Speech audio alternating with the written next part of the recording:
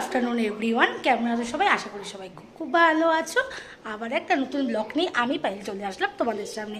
আর আমার পায়েল পেজ আর পায়েল ক্রিয়েশনে জানাই অনেক অনেক স্বাগত।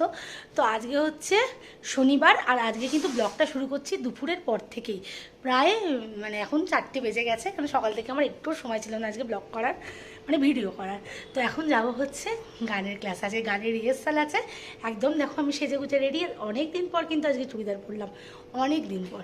তো কেমন লাগছে আমাকে অবশ্যই বলো আমার লুকটা। আর চলো এখন রওনা দিই। আমাদের দাদাভাই বললো যে দিয়ে আসবে, মেয়েও স্কুল থেকে চলে এসছে, ছেলে মেয়েকে নিয়ে আসলো। আর এখন আমি তোমার দাদাভাইয়ের সাথে রওনা দেবো। চলো, এই যে নিচে নেমে চলে আসলাম, এবার যাব হচ্ছে রওনা দেবো চাকদায়। তোমাদের দাদাভাই গাড়ি বার করেছে, আর আমি তো পুরো রেডি। অনেক দিন পর আজকে একটু সাজলাম, কিছুই সাজিনি, শুধু চুড়িদারটাই পরেছি। বেশ ভালো লাগছে, নিজের মন একটু ভালো করে সাজাগুজু করলে কিন্তু মনটাও কিন্তু অনেক ভালো হয়ে যায়। তোমরা কি বলো? মাঝে মাঝে অকারণেই কিন্তু খুব মন খারাপ হয়ে যায়। গতকালকে থেকে হঠাৎ করে মনটা খুব খারাপ ছিল, কিছুই ভালো লাগছিল না, কেন কি জানি খুব মনটা খারাপ করতো। তারপরে লোপাকে ফোন করে একটু কথা বলার পর মনটা ভালো হয়ে গেল। তো যাই হোক, এখন আপাতত মনটা ভালোই আছে, ওই জন্য একটু হাসতেও পারছি। চলো, তো এই যে আমার হিরো একদম রেডি, হিরোইনকে নিয়ে যাবে বলে গাড়ি নিয়ে একদম রেডি। তো হিরো আসছে আর হিরোইনকে পেছনে নেবে, নিয়ে সোজা একদম রওনা। তো যথারীতি কিন্তু আমি আমার হিরোর গাড়িতে উঠে পড়েছি, আর হিরো কিন্তু হিরোইনকে নিয়ে চললো হচ্ছে চাকদা। তো যাই হোক, আমাকে আমার গন্তব্যে নামিয়ে দেবে, দিয়ে কিন্তু তোমাদের দাদাভাই যাবে আবার ননদের বাড়িতে।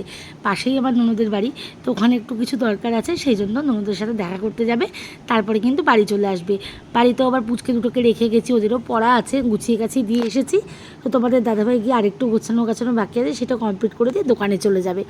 তো যাই হোক, তোমাদেরকে আজকে একটা কথা জিজ্ঞেস করি, আমার ভিডিও তোমাদের কেমন লাগে তোমরা অবশ্যই কিন্তু জানাবে। হ্যাঁ, তোমরা অবশ্যই রেসপন্স করো, তবু তোমাদেরকে বলছি যে অবশ্যই জানাবে যে আমি ভিডিওটা ভালো হয় না খারাপ হয়, বা আমার আরও কিছু করা উচিত কি না, কীভাবে আমি গ্রো আপ করবো, অবশ্যই কিন্তু তোমরা কমেন্টসে জানাবে।